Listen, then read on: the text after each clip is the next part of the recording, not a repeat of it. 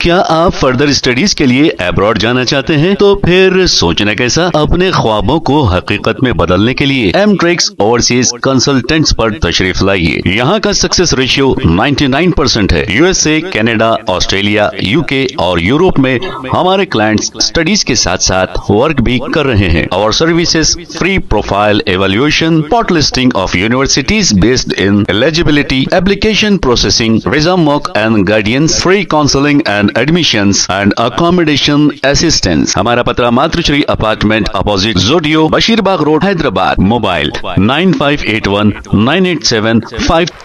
अस्सलाम वालेकुम नाज़रीन, मैं हूं शेख रहमत अली, आप देख रहे हैं क्राइम टुडे न्यूज। नाज़रीन, क्या है सच हैदरा का? क्या है सच बल्लागुड़ा नूरी शाह दरगाह के पास जो तालाब है, उसमें जो बिल्डिंग है फातिमा कॉलेज का और KG2 PG पढ़ाया जो जा रहा है, क्या ये बिल्डिंग को गिराया जाएगा? क्या जिस तरह से हैदरा के नाम पर सारे ग्रेटर हैदराबाद में दहशत फैली हुई है और कई लोगों के इमारतों को गिराया गया है, क्या ये भी बिल्डिंग को गिराया जाएगा? अब लोगों में कई सवालात आ रहे हैं और कई लोग सोशल मीडिया पर कहना भी शुरू कर दिए हैं कि अब ये बिल्डिंग नहीं गिरेगी, अब हैदरा का जो मिशन था वो खत्म हो गया। लेकिन एवी रंगनाथ जो IPS ऑफिसर है, जो कमिश्नर है हैदरा के, उनका ये कहना है कि किसी के लिए भी हैदरा नहीं रुकेगा और तालाबों के पास जो भी इमारतें बनाई गई है उसको डिमोलिश किया जाएगा, कोई रियायत नहीं दी जाएगी, बिना नोटिस के काम को अंजाम दिया जाएगा। नोटिस भी देना जरूरी नहीं है क्योंकि ये तालाबों के पास, गवर्नमेंट की जमीनों के पास ये इमारतें बनाई गई है।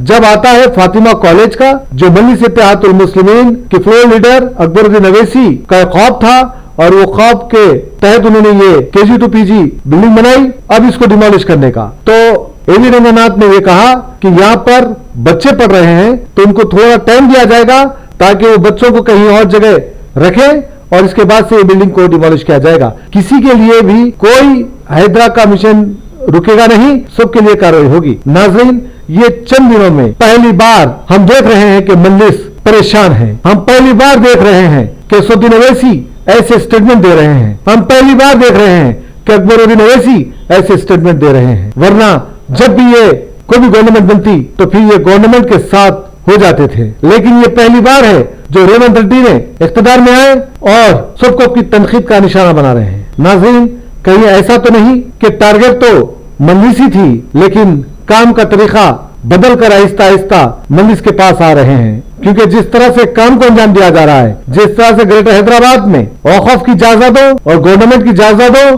और तालाबों को जो पूछा गया है, तकरीबन मजलिस के कॉर्पोरेटर्स और MLAs हैं, उनकी सरपरस्ती में ये काम को अंजाम दिया गया है। तो क्या ऐसे में तमाम चीजों पर कार्रवाई होगी? ये एक सच्चाई है, ये सच्चाई से कोई इनकार नहीं कर सकता। जिस तरह से एक के बाद एक नाम आ रहे हैं, शास्त्रीपुरम में MLA का नाम आया, शास्त्रीपुरम में MLC का नाम आया, अब मीराराम तालाब का भी बहुत बड़ा मसला है और अब जिस तरह से नूरी शाह दरगाह के तालाब का जो मसला है, यहाँ पर भी अकबरुद्दीन अवैसी का नाम है, उन्हीं की ये बिल्डिंग है। तो कहीं ना कहीं इस तरह के नाम आ रहे हैं, तो फिर क्या हुकूमत काम करेगी या फिर खामोश इख्तियार करेगी? नाज़रीन, यहाँ पर और एक बात भी देखने को मिली है, जहाँ पर एक जमाना था जब सालर का दौर हुआ करता था, अगर कुछ ऐसी बात हुआ करती थी तो फिर अवाम एहतजाज करती थी, अवाम सड़क पर निकलती थी हुकूमत के खिलाफ, चाहे वो मरकजी हुकूमत हो या फिर रियासती। लेकिन आज के इस दौर में, आज के इस वक्त में कोई अवाम को कोई लेना देना नहीं है। इसकी सबसे बड़ी वजह यह है कि मजलिस के जो कॉर्पोरेटर्स है, मजलिस के जो लोकल लीडर्स है, जो हर एक दो घर को एक लीडर बनाया गया है, इनकी वजह से मजलिस पूरी तरह से बदनाम हो चुकी है। ये लोग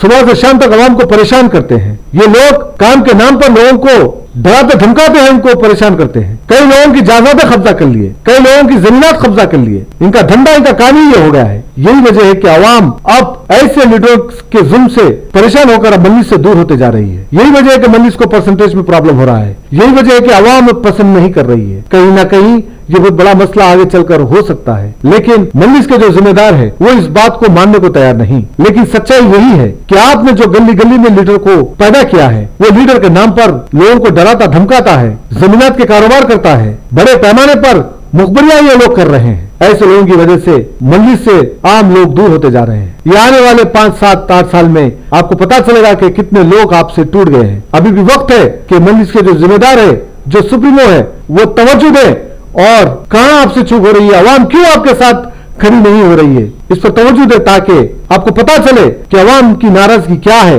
अवाम क्यों नाराज हो गए जमात से। बहरहाल ये एक सच्चाई है, हमारी ये जिम्मेदारी है कि ये सच्चाई बोलना। जिस तरह से जो हालात बन रहे हैं, जिस तरह से माहौल बन रहा है, जिस तरह से स्लम्स एरियो में, गरीब बस्तियों में जिस तरह का जुल्म किया जा रहा है गली के लीडर्स और कॉर्पोरेटरों की जानिब से, ये आने वाले टाइम में और खतरनाक साबित हो सकता है। बहरहाल जिस तरह से हैदरा मिशन रुक जाने की या रोकने की बात की जा रही है, हमें लगता है कि ये रुकेगा नहीं, ये चलेगा, क्योंकि यहाँ पर बच्चे तालीम हासिल कर रहे हैं। तो इस वक्त, ऐसे वक्त बच्चों को हटाना, उनकी तालीम में दरार पैदा करना, इस बात को नजर में रखते हुए IPS AV रंगनाथ ने ये कहा कि डिमोलिश तो होगा लेकिन कुछ वक्त दिया जाएगा ताकि वो बच्चों को दूसरी जगह रखें और तालीम दिलाए, क्योंकि ये इलीगल है, इलीगल है।